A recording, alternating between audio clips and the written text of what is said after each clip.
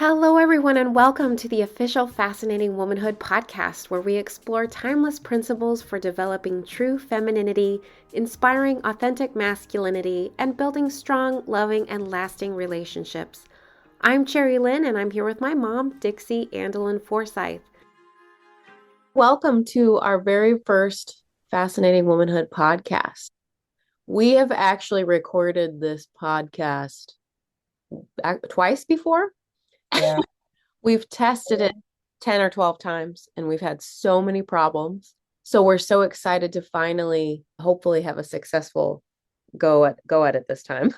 So welcome everybody. For those of you who already know a little bit about us, we usually have done YouTube videos, Yeah. and we wanted to try to do a podcast because we thought it would be fun. A lot of our listeners and viewers have requested that we do a podcast because they find that they listen to us when they're watching our videos. They actually just end up listening to us. And Yeah. we're big podcast fans, so we thought Yeah. it would be fun to have that separate ability to kind of like learn more about fascinating womanhood. So we thought we would start today by talking about our experience with fascinating womanhood and how it has impacted our lives personally. It's not that interesting to us because we lived it. But Well, and we realize a lot of you don't know anything about it or us. Well, So and we've already recorded this, so we're gonna have to do it again. So yeah, that's hopefully, right. That's right. hopefully we can get it the same as last time because I feel like our conversation last time was it was such a good conversation, but Yeah. unfortunately the audio just didn't work at all. It sounded like Mhm. we were in we were talking to each other on other sides of the world. It was very strange. So what I thought Yeah. we could do is you could go first and you could just share your experiences with Fascinating Womanhood. It's obviously going to be very different than mine, um, Mhm. which is actually a good thing because we can kind of connect with more people and different types of people. And you could just share. Obviously, your mom wrote the original Fascinating Womanhood, and my grandma. So you can kind of share a little bit about how that impacted your life growing up and how it has fast forward all the way to today, how it still continues to impact your life. I should probably say first that I remember when my mother was writing Fascinating Womanhood, she would get up. See, there were eight of us kids, and none of us were grown yet. As a mother myself, I look back on that and think, how did she do that? But she was a really hard worker, and she'd get up at 4 a.m. Now, she didn't go to bed at midnight like me. She went to bed about 4 a.m. and got up and worked on that book before we all got up.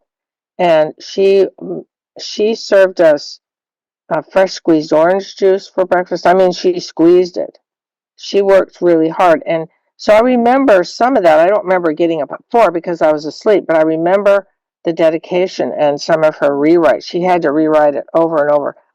And so I was around 13 when it first was printed, and they didn't have a publisher. You know how it is. You submit manuscripts to publishers, and they say it's not what we're looking for right now. So that happened to her. So my dad took compassion on her, I guess. And he went to a yearbook company. They made high school yearbooks and they printed it. And my dad told Bob many years later, he thought, I'm just going to pay for this and get this out of my hair. And the best deal on it was 5,000 copies. He could get each copy for $1. And so we did that. And I remember I got the first book out of the first box that came to the house and they were excited. But anyway, Fascinating. So I basically was around Fascinating Womanhood from the time I even showed interest in boys or anything like that. And so it was something I grew up with. I didn't know anything different. And so I saw my mother's relationship with my dad. They would always, at that time, we lived out in the country, not way out, but I'd see them out the window taking these long walks, holding hands. It was a regular thing they did, and they would, I'd see my dad come home from work and pick my mother up and swing her around. He was real playful. I saw that. Um, and plus, I remember when mom first started teaching. because how do you tell anyone about it? You have to teach classes. So the first classes were in our house, and I remember we were banished to our bedroom.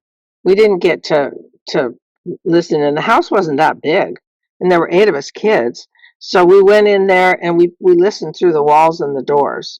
And I just remember people laughing. And I remember this big flip chart, because mom just drew the divided woman on there, and she had different drawings, and she'd have these huge notepads that she'd flip the pages over on an easel to teach these things. And within a very short time, it was it was too big. The classes were too big for our house, which didn't take any time at all. Because remember, women were willing to come to our house every week for 8 weeks. The lessons were 8 weeks, and she did that. People did that in those days. I don't know whether they would do it now in person. I just don't know. So then it got bigger and bigger, and she had to do it in churches. And then she was gone a little bit more. But anyway, the principles of Fascinating Womanhood, understanding men, femininity particularly, because I was in my teens, and understanding men wasn't that interesting to me, because I wasn't married, didn't even have a boyfriend. But then as when I met Bob a few years later at university, it was just part of who I was. And I'm not saying I lived it perfectly, because I still don't. I don't know that anybody does, and that's okay. You don't have to. But I just knew principles. I knew principles, and so it was kind of just part of me. And I knew not to be real forward with Bob. I knew what I shouldn't do. I tend to be a shy person anyway, but it has impacted my entire life, needless to say, uh, in a completely different way than my mother, who went from she thought it was kind of just a ho-hum marriage to an incredible marriage. She didn't have a bad marriage. It was sort of like, it wasn't what she was hoping for. It wasn't the romantic relationship she was hoping for. And I also grew up with my mother telling me stories about. I remember this one time my mother she had a nephew who was a plastic surgeon, and she flew to Hawaii to get a facelift. She wouldn't probably like me saying this, but she's not. She's not here right now. And I was going to college in Hawaii, and she stayed in my dorm with me to recover. My dad was so lonesome for her, he flew over there and surprised her. He said that she had these house shoes she always wore, and when she was gone, he put them by the door and just stared at them, the shoes. I see. I heard those things. I saw those things, and that's what I wanted. I wanted that kind of a marriage, and so impacting me, I went into my marriage with Bob with all those principles that were my ideals. I hadn't mastered them all, of course, but they were my ideals, and so I was only 19 when I got married, so I was really still pretty immature. But those at least kept me on, I should say, the right track with my marriage with him, because he was almost 4 years older, and so he had a lot more experience. He'd bought a car on his own. He'd rented apartments and traveled and stuff, and I hadn't done any of those things. So that's how Fascinating Womanhood has really impacted my life, and I expose my girls to it. I have 5 girls. Some took to it more than others, but I still taught them the principles, which is what I'm really grateful for, because when you have principles, you can do something with that. You can do something or not do something, but just understanding how men think has been so valuable for me. So it's interesting to hear you talk about, you basically just were really in tune, and you watched Fascinating Womanhood be built, and you didn't ignore it or think, oh, that's mom's thing, which is what I would imagine a lot of daughters may have done. You didn't do that. You really, I guess you just embraced it, and you didn't have a kind of a attitude about it. Like you mentioned that your mom was gone from time to time, and obviously your dad noticed that she was gone, so her absence was kind of new, and that you didn't resent her for that. I think that's interesting, because I think a lot of women may have, or girls, I guess I should say, girls growing up may have resented that.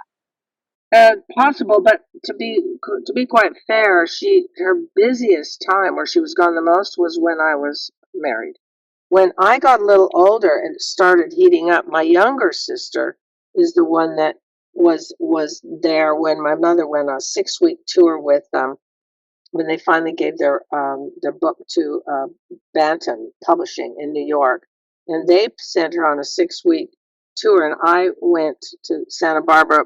My husband Bob was in school, and I went and took my little kids that I had then, and we went to Santa Barbara, and I took care of her for 6 weeks while Mom was gone, and Mom and Dad. She didn't go by herself, and so that was a big thing. 6 weeks is a long time, but it's not forever. And then after that, it really took off. She was interviewed by Barbara Walters, and she was on all these big shows, Larry King, and all the big ones of the day. But a lot of people today wouldn't have even heard of, like Merv Griffin. She was on To Tell the Truth, that game show. So she did all that stuff during that period of time, and it took off. So my sister, my youngest sister, sort of, I think, at times felt abandoned during because she was the youngest and a lot of us were grown. If I and some of my other sisters had not been grown and gone, she might not have cared as much, but it was at a time when they were getting married, so she was a little bit lonelier. But my mother noticed it. She didn't like it, but she felt like she had to get the message out there. People used to accuse her of being a career woman. And the way she looked at it is, I'm not doing this for her. I got sucked into it. I'm doing it as a humanitarian thing. I'm not doing it because I want to have a career. She preferred to be home making bread and being with my dad than going out there. That's why she didn't actually consider it a career, even though it kind of was, because she didn't seek it, if you know what I mean. It kind of found her. I think that what ended up happening too ultimately is that she ended up kind of not abandoning it, but she ended up kind of letting go of it because she wanted to be home more. And I think that's the piece that a lot of people that criticized her for being a career woman, she kind of, it accidentally became a career. It was like a hobby that became a career. And then she had to kind of let go of it a little bit, which was kind of sad for Fascinating Womanhood, but great for her family, because she did in her more senior years just completely embrace the family life. And she wasn't as senior as me.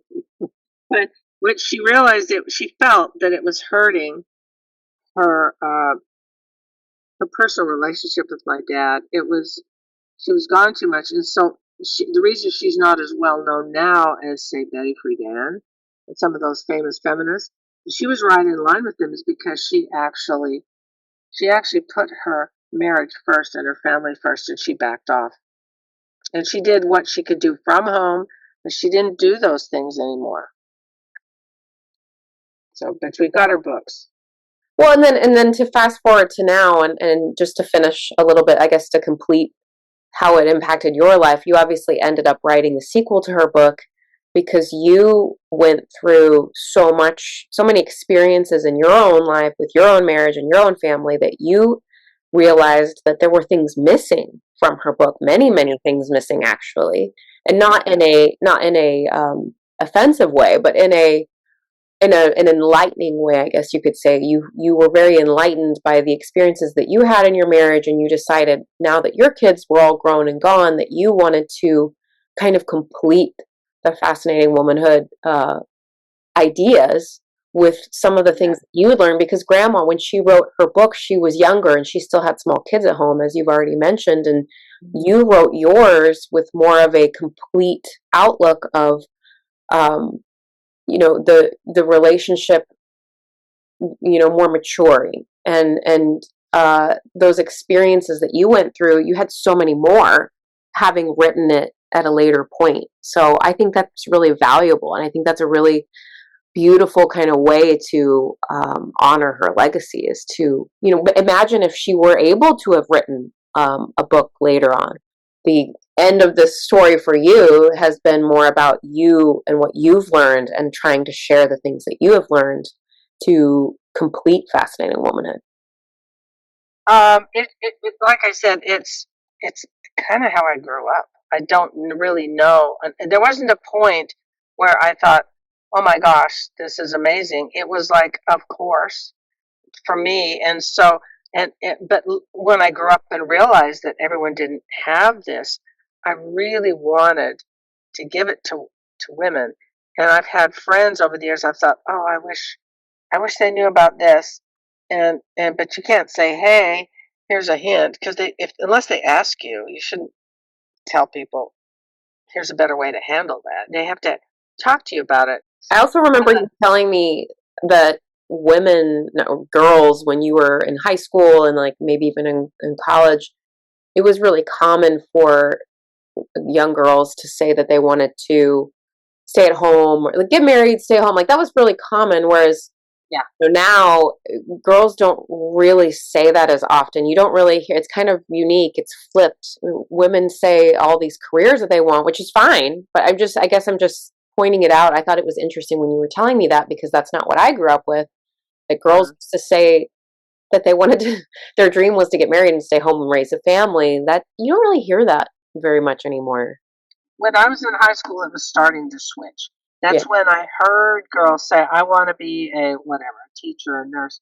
And I thought, really? I remember distinctly thinking, really? I want to be a mom and have a cute house and stay home and raise my kids and have a great husband. That's what, and some of the girls like that, but there began to be more and more girls that say, I want to do this or I want to do that. And I remember being surprised. I thought, really? But where, how will you raise your babies? And it was just not common. It became common. It's so funny that you mentioned that because this morning, my son, he's 13, he said to my daughter, who's 7, she just, she's in first grade, or she's in second grade, and she is on student council at school. And my son said to my daughter this morning, because she's getting ready to go to her first student council meeting, he said, I bet you anything that you're going to be the first female president of the United States. And she said, it's so funny, she said, oh, that would be, really cool, but how am I going to raise my kids? And she's 7 and she said that. And she said, hopefully I can do both. Like, she just kind of doesn't really understand. She's like, oh, okay, cool, great, I'll do both. And I said, I said to my son, I said, well, it's kind of hard. I don't know how how she's going to do that. Well, she's certainly smart, but you got to have a real thick skin to go into politics. Well, I think the point that relates back to our conversation and why I brought this up is because he said, I challenged him on it a little bit. I was like, I want to see where this is going. What's his thought process? I want to see where he's going. And he said, well, she can raise her kids. They can live in the White House with her. That's what all the presidents do. And I said, well, yeah, but usually the presidents that have kids, they have a wife that has been taking care of them. And they're usually older. They're not like babies rolling around in the White House. It's usually kids that are a little older. And so you have to get to that point, which is fine. But I said, but a lot of the times it's either the wife of the president has been dedicated to raising them, or they're both in politics, or they both have jobs, and then they have a lot of childcare. And Vivi, my daughter, was like, well, I don't want my kids in childcare. I want to take care of my kids. And I just thought it was interesting. Well, and my son was like, well, all of the presidents right now have kids. And I said, yeah, and they're not women, they're men. So it was a really interesting conversation that we had, because it's a tug of war. You either have to have one parent stay home, or you're going to have a lot of childcare that is helping you raise your kids. And they didn't really like that. They didn't like that. Yeah, your son hasn't quite put together that in the United States, at least so far, all presidents have been men. They have, and they haven't been mothers. it's a tricky balance, and I think there's a reason it's hard. It's hard to have that, and obviously there's some people that can make it work in other professions and stuff, but for some reason the president of the United States is never. Anyways, I didn't mean to go off on a tangent, but it just reminded me of. I just had a thought. Can you imagine the president of the United States going into labor and having to take maternity leave? Having to take maternity. Well, even just having to take care of tiny babies, you have to have a nanny or several nannies, which is fine. Some people just have to do that. It's not my preference, but I wanted to raise my kids. You wanted to raise your kids. That's just what we chose. But if you want to raise your kids, it's a real, I don't know how you would do it. I Yeah, just don't know that's how you would do why. it. Well, it's why I didn't become a medical doctor. I've always loved medicine. I love the studying the human body, and I have uncles that are medical doctors and brothers and stuff like that. But I thought it out when I first got married. I thought if I go to medical school, I either can't have children or how will I take care of them? You have Because to I saw yeah, you I have to saw hire people. Yeah. and then I hire people, but I wanted to raise my Right. babies. And that's the difference right there. That's the key. Is like, well, what do you want? Do you want to raise your kids, or do you want to have a bunch of help raising your kids? And every some people just have to have help, and that's just what their life. Medicine is depends what you do. I have a Yeah. brother that's a pathologist. His life isn't insane. He just goes into the lab, and he's retired now, but he was usually off by about 3, and it was almost all of it in the lab. But again, that's a man, and he had his wife taking care of the kids. You see, that's the thing. It's like, well, you can do it, but if you want to raise your kids, if you want to be home with them, and that's what I want. And by the way, sometimes some people say that that's a luxury, but I just want to point out, while we're talking about the impact of Fascinating Womanhood on you and Dad, you you guys you guys really struggled. Like you chose to stay home with your babies, and you chose to have kids right away, and you chose to go for the family and have a big family, but it was hard. You It guys was hard. were really poor in the beginning, and you didn't have hardly anything, and you didn't have help. Okay, when we were first got married, Bob got was an undergraduate. He was only a sophomore in college. He had all of the rest of his undergraduate work and then all of the graduate work. So by the time, and plus he worked and went to school. So by the time he finished, we had 3 kids and one on the way. And so, we just thought, well, we're young, we're poor, we'll have we'll do this while we're used to being poor, used to not having anything. And that's what we did. Fortunately, we lived in a country where you can do that. Some countries, I don't think it's even necessarily possible. But medicine for me was really out of the question if I wanted to have 7 kids, and that's what I wanted.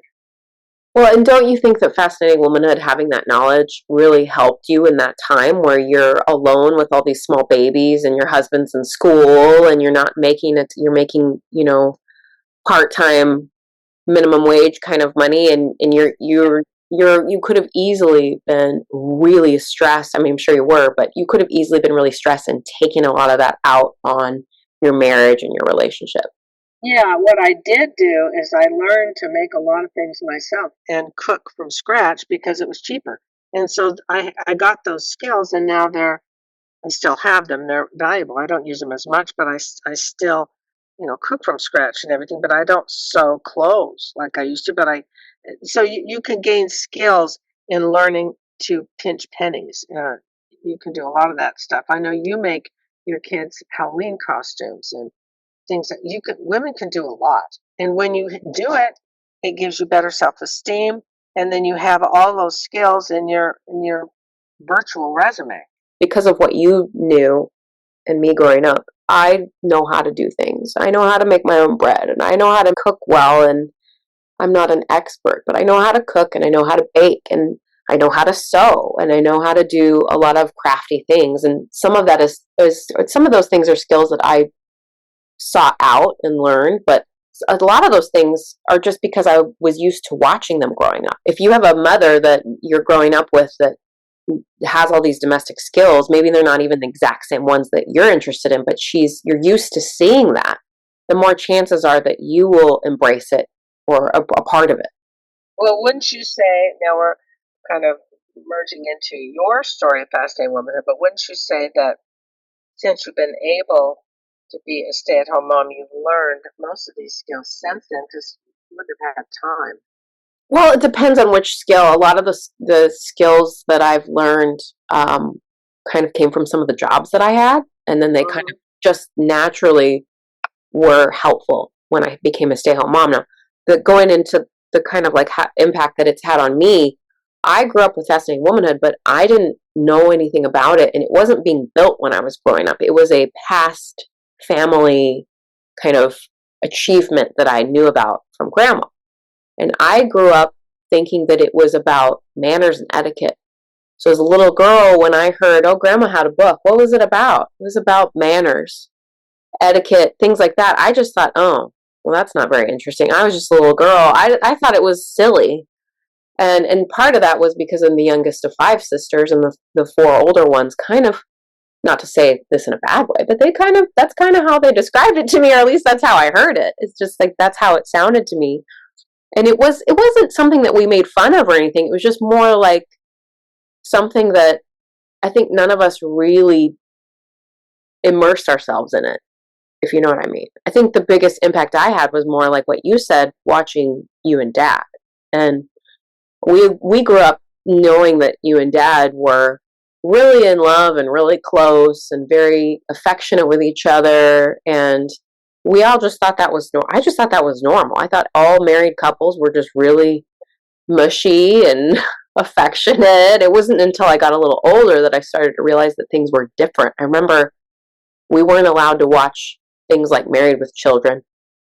We weren't allowed to watch things like that, but I did see snippets of it, and I thought, whoa, this is really different. This dynamic in this family is so different. It was really weird for me to see that, because a lot of the couples that I was around were family. And granted, we did have some family members that didn't have the same relationship as you and Dad, but it wasn't drastically different like it was in society and culture, like the things you see on TV. It wasn't until I was kind of what you said about being interested in boys. It wasn't until actually my sisters were interested in boys that I started to learn a little bit more about Fascinating Womanhood. And one of my sisters was reading it and was telling me things that was in it that you should do to get a boy. And I thought, well, wait a minute. I thought it was about manners and, how to be a lady. But it turns out it was a little bit more than that. It was about, oh, there's secrets in there and how to get boys. So some of the things I learned early on were just kind of things that my older sisters would tell me that were in there. And some of those things were as simple as, some of them were manners, but some of them were about understanding boys and what they like and how they think. And I just kind of thought, well, I already kind of, in a way, I kind of knew that stuff because I had brothers. And I saw the things that you did with Dad. So again, I kind of just, I don't want to say I rejected it, but I wasn't interested in it.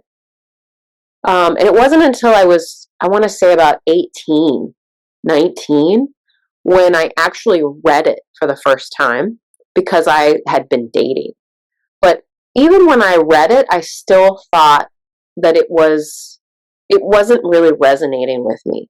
As much as I think what really resonated with me more was when I would call you and I would talk to you and Dad, and you guys would give me advice. And the advice that you gave me when I was dating was Fascinating Womanhood principles, now that I look back on it, but it was more your take on Fascinating Womanhood principles. It wasn't just grandma's. Right. And at that time, your book obviously wasn't written.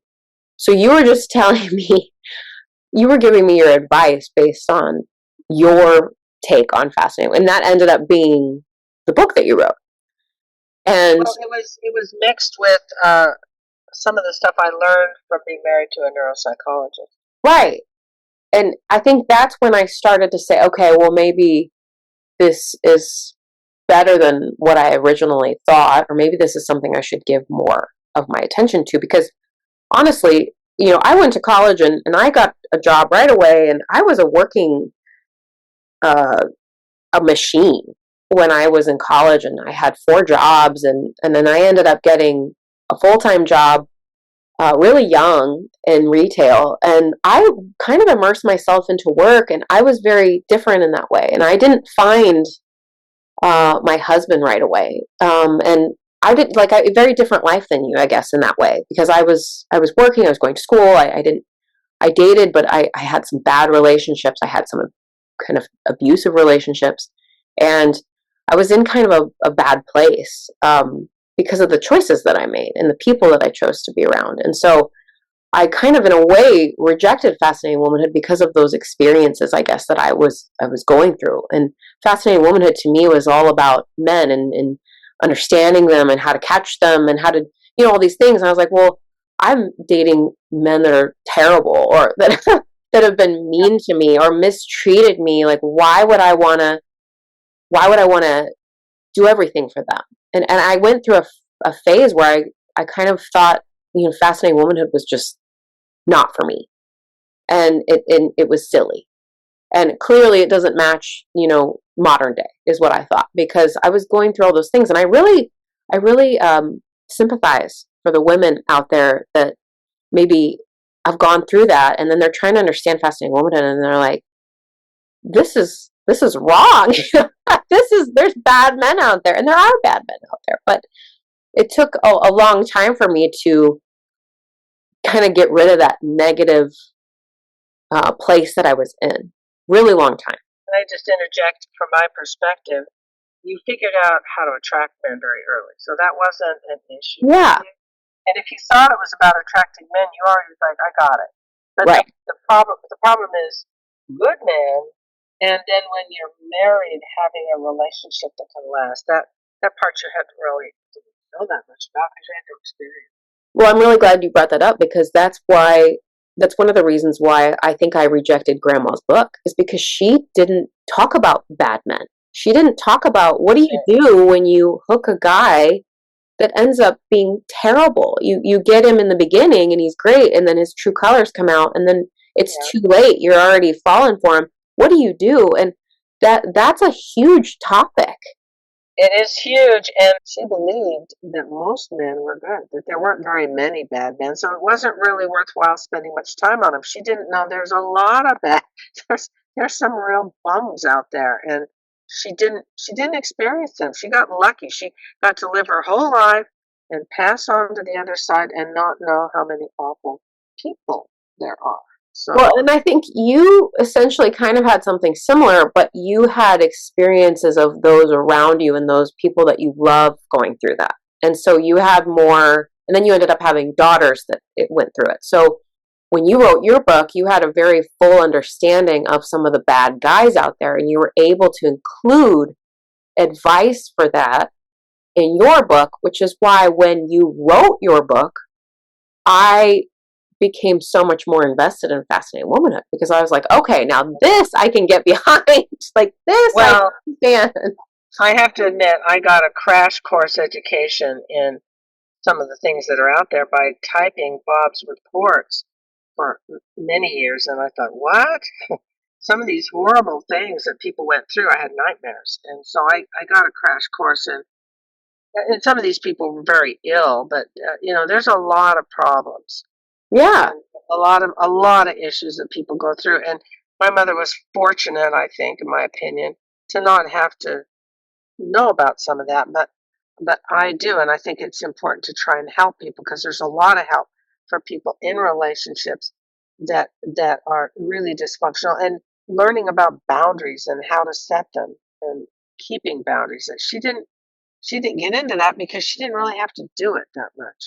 yeah. Well, and also being feminine in the workplace. She didn't include any of that because she essentially kind of just told women you need to stay at home and not have careers, and that's just not realistic. And honestly, some of us don't get married right away, like me. I had a job for a really long time. I wasn't married, so and even after I got married, I still continue to work because I really loved my job. I think there's a lot of women out there that choose careers because they love their career and they feel fulfilled in it. And they're not just, excuse me, they're not just bringing home a paycheck. They actually love what they do. Right. And I think that's, some of us need that. I've known women that have stayed at home and they become that poorer versions of themselves, and they become addicts. I've known lots of women like that. And it's maybe that's just, it's not a good fit for you to stay home with your kids because you have triggers, you have depression, you have things that you just have not been able to figure it out, and that's fine. But that wasn't in her book, and I think you actually do include parts of that in your book, and I think that's what really, I guess I'm just trying to say that I think Fascinating Womanhood really impacted me the most when your book came out, because that's what I understood and what made sense to me. When I was in college and high school, it was all about what you're going to do. And I didn't know what I wanted to do. I didn't know if I wanted to stay home. I didn't know if I wanted a career. So I just kind of, stood in the back, I guess, with those conversations with my peers. But unlike you, I was kind of afraid to share if I wanted to stay home, because there were times where I was like, oh, maybe I want to get married and stay home. Maybe I don't. And when I met my husband, we had discussed that I would stay home if we had kids. And I was afraid to share that with the ladies I worked with, because I was like, I'm going to be judged. They're going to think I'm stupid if I choose that. And fast forward to when I did get married, and I still obviously didn't have your book yet. So I still was in this place of like, well, I'm not as angry with men anymore because I finally found a good one. But I didn't really embrace Fascinating Womanhood at that time because, like you said earlier, well, you got the guy and you're like, I got this now. I know how to do that. Yeah. I already know what I'm doing. But I didn't know what I was doing, because I found out that, getting married and both of us working, it was just living with a man. You learn a lot about each other. Things change. And we were really, really happy those first few years before we had kids. But I had a lot of things that I was trying to learn that I just didn't know. And again, it came down to me calling you and saying, what do I do about this? What do I do about this? And I was just basically living on advice from you and Dad. And not even my sisters. It was really just you and Dad. And then it wasn't until I had my first child that I basically went in full-on emergency mode. Because for those listening that have kids, you know that when you have a kid, either everything changes for the good, everything changes for the bad, or it's a complete mix of both. I think that everybody falls into those categories. And for me, it was a huge, huge change in learning for us, because neither one of us knew anything about babies. I was the youngest. He has a small family. Neither one of us had experience taking care of babies, and we were older. We were 29 when we had our first child. And so we had all those years of doing what we, being adults, doing what we need to do, put ourselves first. And it was really hard and challenging for us. And we also moved the first year that we had it. Yeah, we moved across, we moved states away. So we not only didn't have family, but we were moving, new jobs, new apartment, new baby. And we were at this point where we're living downtown Chicago. Crazy busy traffic, stress, working crazy hours. I remember I was a 6 a.m. shift to, I wouldn't get home until about 6 p.m. So that was my schedule. And I had an hour commute. It was just crazy. And as a mom with a small baby, I was completely miserable. I felt like I was doing a bad job at work. I felt like I was doing a bad job at home. And there was no time for cooking. There was no time for laundry. My apartment was suddenly such a mess. My baby was in childcare all day, and I would cry with guilt. I know some women don't do that, but I did. I felt so much guilt, and I was resentful of my husband. I was resentful of our situation, and I was a mess. And there was a point where him and I had a talk where we didn't know if we were going to stay together, because we were fighting so much. We were so stressed. We were so unhappy. And so I called you and Dad, and we had I want to say it was like a 3 to 4 hour conversation. And that's when Dad explained to me the upstairs downstairs. If you don't know what that is, it's in your book. It's a concept about, being positive and, looking at life in a completely different way, and being able to kind of like pull yourself up, I guess, from your bootstraps versus giving up and being negative. And it's a really powerful concept, and that's just kind of a tiny, tiny description of it. But he explained that concept to me. You explained a lot of things that I could be doing to make our lives better, and it just changed everything. I remember you had told me to go out, buy a crock pot, get a recipe book for crock pots, have food ready for my husband, Because, and I remember saying to you, like, why should I have to do all that? Like, I leave first. He leaves after me. And I remember you saying, well, it doesn't really matter who does it. The key is that you don't want to lose your husband. That's what I had said. And if you don't want to lose him, this is one small thing you can do. And you were absolutely right, because I was able to meal prep, just a small thing, but I was able to meal prep our entire week's worth of dinners and dump them in the crock pot before I left for work. I left at 5:30, but it was something that I did right before I left. And my husband would come home and the whole house smelled wonderful. And we also agreed to hire a cleaning lady. Well, I remember, I want to interject here just, but I remember you saying that your husband was complaining. He says he comes home before you and the house is dark and there's no food. And so I said, well, that we can take care of. Yeah. With crock pots. I didn't have a crock pot when you guys were little, but and so I know I gave you a few crock pot recipes, but then you got some others. Yeah. And I said you can prepare them on the weekend, little bags, put them in the freezer, throw them in there, and then that way it'll smell good. That's one little thing you can do, and even that made a difference. Well, and I know that people listening are probably thinking, well, it's just a crock pot. Like, everybody knows about that. What does that have to do with Fascinating Womanhood?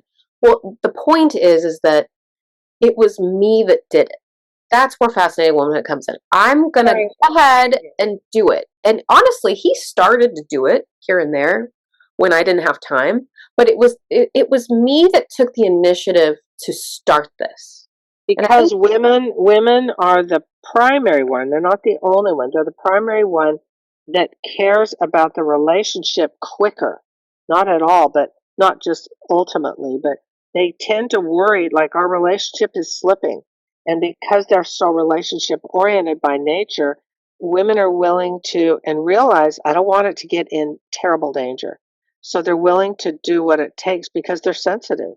Well, and exactly, and that's why I called you guys crying, and we talked for so long. My husband didn't do that. My husband was just kind of like, oh boy, what do we do? He was lost. Yeah. I think a lot of men are lost. They don't know what to do. Now, my husband did recognize that we were in trouble.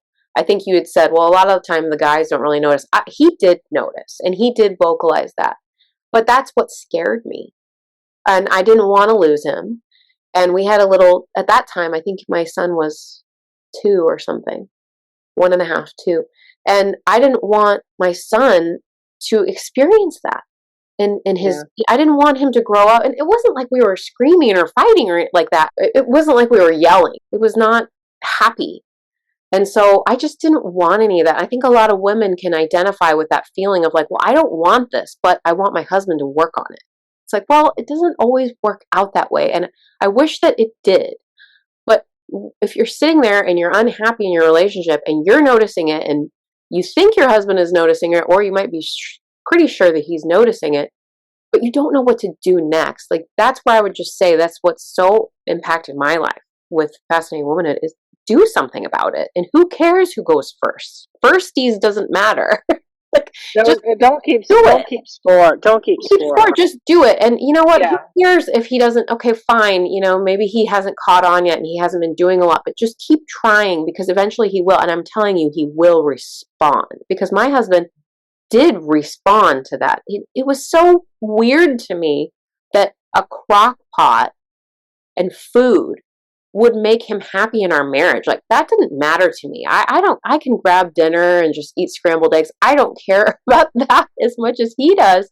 But because I recognized that, and you recognized when you gave me the advice, you recognized that he wanted that and that was something he was yearning for. So if I can make it happen, I will make it happen. And I did. And it was just it just like lit the match of, in a good way. Like, it was 2 things. It was taking care of his tummy. But it was also atmosphere. Yes. Coming home and smelling food doesn't make you full, but it makes you feel like you're home. Yes. A dark place, you have to turn on the lights and no one lives there. Kind of. Well, and it's a sanctuary from this horrible Chicago, busy, stressful. I think I live in one of the most stressful cities. I think I've read about that in the United States. And now we live in the suburbs and it's not stressful. But at that time, we lived in downtown Chicago and it was stressful. And to come home from a long day of work and grabbing a child from childcare to nothing to eat and a mess, it was impacting both of us. And I didn't even really realize how much. We ended up agreeing on a cleaning lady, and it was expensive, but it was worth it for our marriage at the time. And we did it. And between those two things, we kind of, that launched a new beginning in a sense. And then eventually we ended up moving, and obviously, like I said, now we're in the suburbs and we have another child. I ended up staying home with my second child because of Fascinating Womanhood. I had my second one, and I had already gone through working with my first one until he was in kindergarten. I was a full-time worker, and I traveled and everything. I traveled all over the country for work, and I said, I don't want to do this again. I don't want to do it again. And my husband was really concerned about my income being gone. And I remember I talked to you about this again. I said, you saved me again. And I said, what do I do? I was sobbing because I was missing my baby again. Here we go again. And you said, just ask him if you can do it for 6 months. And if you guys can make it for 6 months, then it's probably going to work. And if you can't, you can go right back into the workplace, because 6 months is nothing. Yeah. And so I asked him that, and we talked about some financial changes, which we both agreed upon. And he agreed, okay, well, 6 months actually we can try that. So I quit my job and I stayed home for 6 months. And I'm telling you, I have never worked so hard at something. I worked so hard to save money, coupons. I made sure that I was learning so much more about cooking and baking. I was making my own bread. I was learning all these things. I was making sure the house was so clean and the kids were so taken care of. And I took on so many more extra duties that my husband normally would have been doing. He would have been picking them up from childcare. I just did it all. And in that 6 months, he switched jobs. He got a $30,000 raise in that 6 months. Wow. And he got a job that he had been eyeing and wanting for years. That was better pay, as I said, better benefits. He got to travel, so he was getting points. So we were getting free airline things for like vacations. And that was just the start of it. And at the 6 months, I said to him, do you want me to go back to work? Because I can now. She's older, baby's older. Maybe. He said, let's just keep doing what we're doing for a little bit longer, and we'll reevaluate in another 6 months. I remember just feeling so much joy from that I was loving staying home with them. I was volunteering at their schools and being more in their life, and our quality of life was just so much better. Even though we didn't technically have quite as much financially, we still felt okay, and we felt so much happier. And so I guess that's kind of like full circle for the end of me for now, is that I ended up taking part-time work from you because I love Fascinating Womanhood so much. Similar with Grandma, it became kind of my hobby. And it is kind of my hobby now. And I do a lot of work for you and to help promote Fascinating Womanhood because I really love it. And getting more exposure to it has helped me learn even more. I think maybe we're going to interject this anyway, but that your husband was able to have jobs where he couldn't take some of these other jobs before because he had to go take his turn with childcare and taking sick days off. And he could take jobs that were more demanding because he knew you were there. Well, right. He was never able to travel. He actually did have a job where he traveled for a short time when my son was little, and I was an absolute wreck because he would leave for a week at a time once a month, and I would be by myself, childcare drop off, all that stuff. So if my son was sick, which he constantly was, of course, I was taking my vacation. So we actually never took vacations until my daughter was born. We never took vacation. I think we took maybe one because our vacation days were eaten up by sick days. And both of my kids actually ended up having a lot of health problems. Now, all of our stories are different. And just because I was able to stay home and Cherry eventually was able to stay home doesn't mean that all women will. Right. The Fascinating Woman. But the point isn't so much that, is that the principles, these aren't techniques, they're not tricks or manipulation, they're principles that are timeless, and you can fit them into what your situation is, because it's Fascinating Womanhood becomes who you are as a woman. Right. I think one of the things that I've really loved about now that my kids are both in school, I could easily get a job while they're in school, but I really loved teaching Fascinating Womanhood and doing things like this because it makes you more at that expert level of it, and it takes so long to learn. It takes so long to learn, and now I'm getting to a point where someone will ask a question like in our Facebook group or on YouTube or whatever, and I pretty much know what the answer is going to be, and I know what you would say because I've spent so much time with you, and I've spent so much time watching you, and listening to you answer questions. But in the beginning, when I first started working for you, there were a lot of questions people would ask that I would be like, I have no idea what the answer is to this. Like, I'm going to have to ask mom, and that's how hard it is to learn and study. You have to study it, and you have to practice it, and you have to ask questions, and you have to stay with it and connect with it. If you join our group, or if you join our YouTube channel or whatever, or you take a class and then you disconnect, you're going to start to maybe go backwards a little bit. And that's the thing that I've had to learn the hard way. It's like, if I start to kind of disconnect myself from it, my old habits maybe come back. This has been a really interesting discussion. I mean, I've known you obviously your whole life, but I always learn things when you share them. And hopefully you learn from some of the things I've shared. Yes, and I know from everybody listening, I know the audio in this has not been super crisp. I can hear it. So I promise you we will continue to work on audio in our podcast. I know there's been moments where it's a little bit, the microphone isn't as crisp as it should be.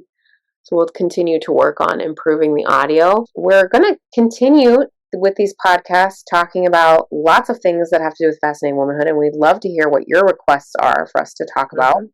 We have a full YouTube library of so many topics that you can dive into, but we're also looking forward to investing in our podcast library being just as helpful and fulfilling. Well, you can listen to this when you're in your car or doing housework or cooking. You don't have to watch. All right. So thank you everyone for joining us, and hopefully you'll tune in with us next time, and we will see you then. Take care. Stay feminine.